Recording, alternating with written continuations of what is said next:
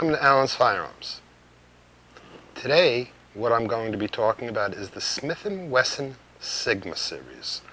The Sigma, which is a Smith & Wesson Glock type pistol, based on the Glock type pistol. Matter of fact, they were sued by Glock for creating this pistol because it has the Glock Takedown. And I'm going to be showing you a little bit about this gun. We're going to field strip it, we're going to go through cleaning it, and then we'll reassemble it. And I'll tell you a little bit about its features. Okay, let's go over the workbench. So here's the Smith & Wesson SW9 VE, or better known as the Sigma. Okay, comes in this cardboard box. This is the new way Smith & Wesson is packaging their items. You open it up, there's the oil paper, here's the firearm. Let's take that out. There is in here an extra magazine. It comes with this empty chamber indicator in the gun when you first get it, and it comes with a lock and the paperwork. So we're going to just put this aside. We're going to practice some safe firearms, even though this gun is brand new out of the box and empty.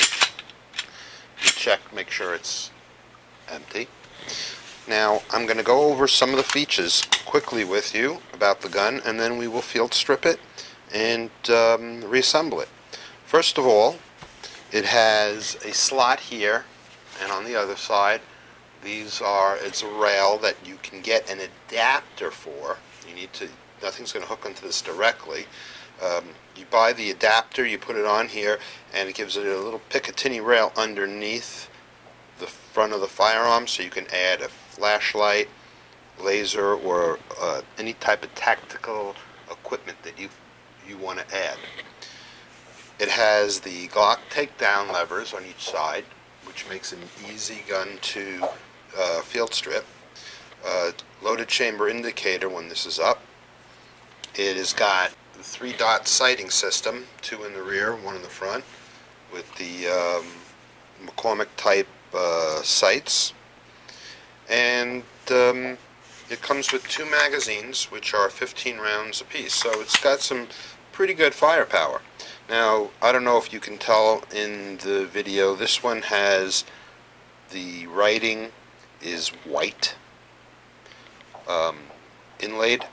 I did that. This does not come with that white inlay in there. I personally did the inlay on here to enhance the gun a little bit. And one day maybe I'll do a video on how to do that. Actually, I think the next video will be on how to do that. And there's 3 colors of inlay you can use that's simple to do inlay, which is red, gold, or white. I chose white for this one, because the gold does not show up well against the stainless. Okay, so that's it on the basic firearm. It has a comfortable feel. It has a trigger safety on here. Unless the trigger is actually pushed, it will not unlock the trigger and fire. You have to pull this little lever down. So now let me show you how to take this gun apart. We're going to field strip it. First, we remove the magazine. Then we hold it the fashion of the same way you do a Glock to unlock it, and you give it a little pull back. Pull the 2 unlocking pieces on each side with your thumb and forefinger. Hold the top, pull the trigger, release the trigger, and it slides apart. That's why another important reason with this gun is always check to make sure it's empty before you try to take it apart, otherwise it will fire. Push up on the spring here, right there, you push that up, and then you can just wiggle it right out and it comes out. Okay. And there we have the entire gun disassembled in a matter of a couple of seconds. Cleaning this firearm. You want to make sure you take a soft cleaning cloth embedded with cleaning solution, and you're going to clean the whole inside, particularly pay attention to the inside rails, okay, on each side. So you're going to clean those out. I like to take a little pointed stick, which you've seen in some of my other videos, and push it in there and clean out those edges. I'm not going to actually clean this. It's a brand new gun. It came out clean. Then the next piece you're going to do is you're going to wipe down the outside of your barrel. You're going to make sure you get this ramp. That's the ramp that I always talk about in all my videos. Very important to get clean. And then you're going to put cleaning patch through your barrel with a cleaning rod. Wipe down the spring assembly. You're going to wipe down the whole interior of the gun that you can reach. If you want to wrap your cleaning cloth around a little stick, you can. Get in there as well as you can. They have a lot of these new spray cleaners that have a jet. I use Strike Hold. It comes out as a jet and it really pushes the dirt out of there. After you've cleaned the whole gun, if you use a Strike Hold type cleaner, that's a 2-in-1, which is a cleaner and lubricant, that's as far as you have to go. If you're just using a cleaner, then you will have to lubricate the gun. And the important parts of lubrication is, of course, anything that's metal. So you want to hit the little metal tabs here and here and there, because that's what your metal slide rides on. You're going to wipe down this metal with some gun oil, and in here, and the ejector, and put a couple of drops down into the trigger, the hammer mechanism or the release mechanism. There's a couple of springs down in here. You can put a couple of drops of oil there. Do not over-oil a gun. Over-oiling a gun doesn't make it shoot better. It actually makes it shoot worse, because the more oil is in there, the more surface area is sticky for dirt and grime as you shoot it, the burnt powder to stick to. So just a little bit of oil. Same thing on here. You're going to oil your inside of your rails. You're going to put a drop of oil on the firing pin block release, which is right there. A couple of drops back in here. And that's about it. And then you wipe down your spring and wipe down your barrel with some gun oil. That's more of a rust preventative than anything else. So, other than moving parts you want to lubricate.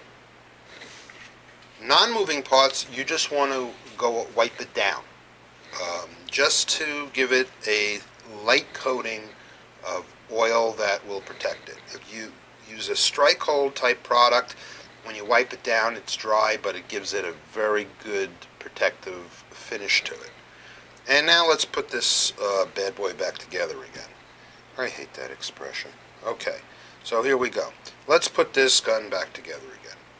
We're going to take the barrel and drop it in like that.